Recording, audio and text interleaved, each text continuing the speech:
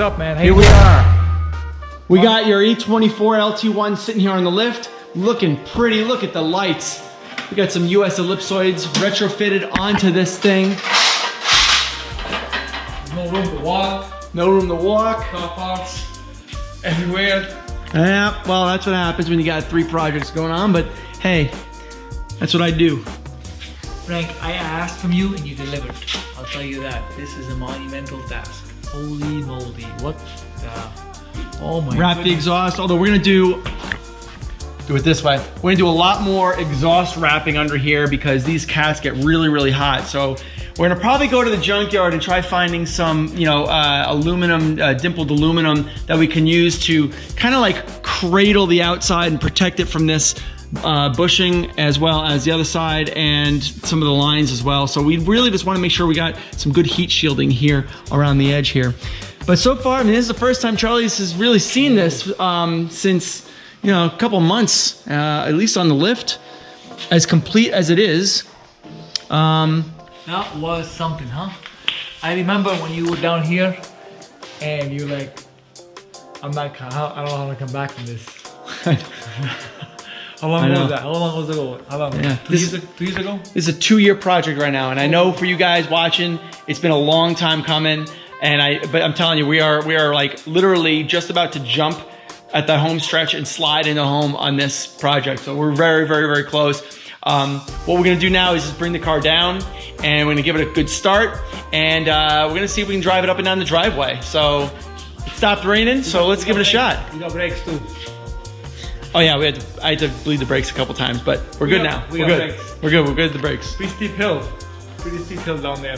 Yeah. Yeah, you'll see how steep that hill is down there.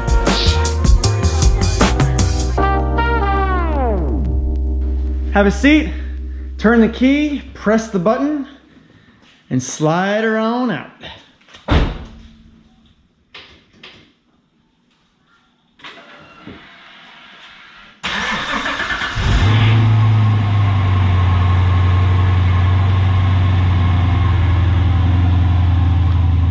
Not bad. It's pretty nice and quiet. Yeah, it's nice when it's nice. It sounds nice when it's running good, you know? Wow, huh? Wow.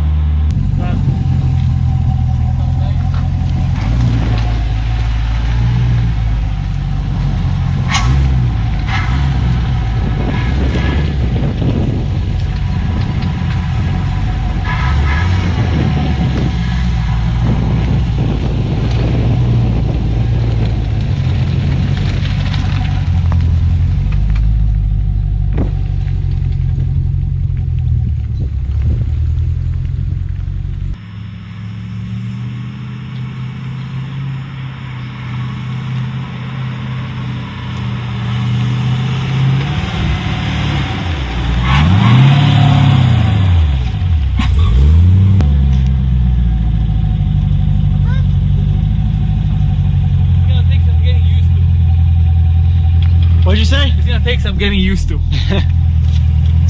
some alignment, a lot of things, but hey.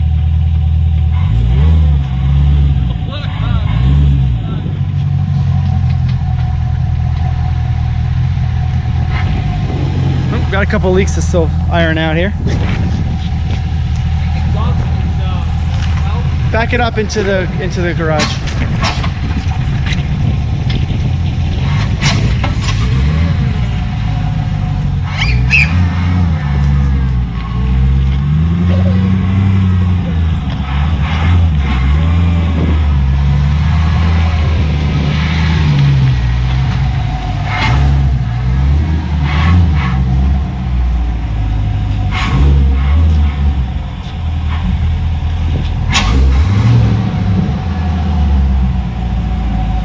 Let it idle.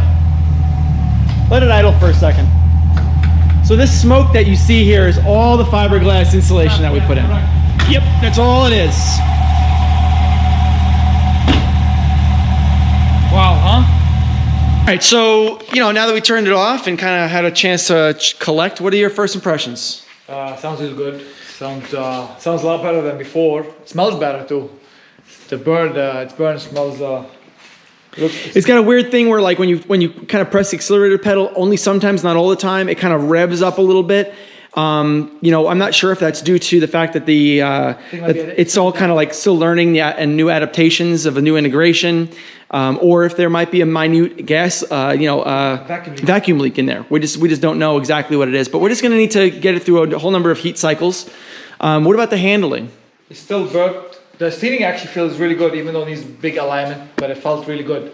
Even though... Yeah, there was some tire scrub going on there, tight radius. This is just... No, actually, but it actually does turn with the Porsche rack. That turned well, even though it doesn't kick out like a BMW. So just so you guys know, this was a recirculating ball and a drag link system. And we went to a rack and pinion setup that was then also installed in front of the axle. So we added spindle arms as well. So it was kind of a complex geometry setup. So I was a little bit nervous about that, but it seems like really tight radius turns are going to be compromised a bit, but overall I think it's going to handle pretty well on the street. All right, so we got a lot done, man. We got the new headlights on. They look pretty dope. You know, we got a couple of small things to take care of underneath, and one little coolant leak that we got to address and keep an eye on. But overall, I mean, it's pretty good. So, I mean, you drove it, you like it so far. I think we're about 90% done. We still have to do AC and a couple of other things. But in the next episode, I'm gonna end up going for a couple drives myself from first person perspective. And I'm gonna have, I'm gonna be going up and down the driveway a little bit. I'm gonna be going, actually probably around town a little bit and just get this thing cycling. You know, get it warm, get it cold, make sure that everything works. And just keep on going and troubleshooting this, guys. We got maybe a couple more videos until the finale on this, and then we get to wrap up 2 years of builds and time lapses and everything else related to this thing in a 10-minute video. So I'm really excited to do that and show you guys exactly what it took for this car to become what it is today, and make Charlie one of the happiest BMW enthusiasts known to man. Frank, thank you. That was monumental. Good stuff. Good stuff. So hey. I can't believe Thanks for coming. I can't believe you delivered on this. I asked, you delivered. I didn't think you could do it in 2 years. You did it under 2 years. This is harder than the E31 S85, which I'm going to be getting back to very soon, by the way.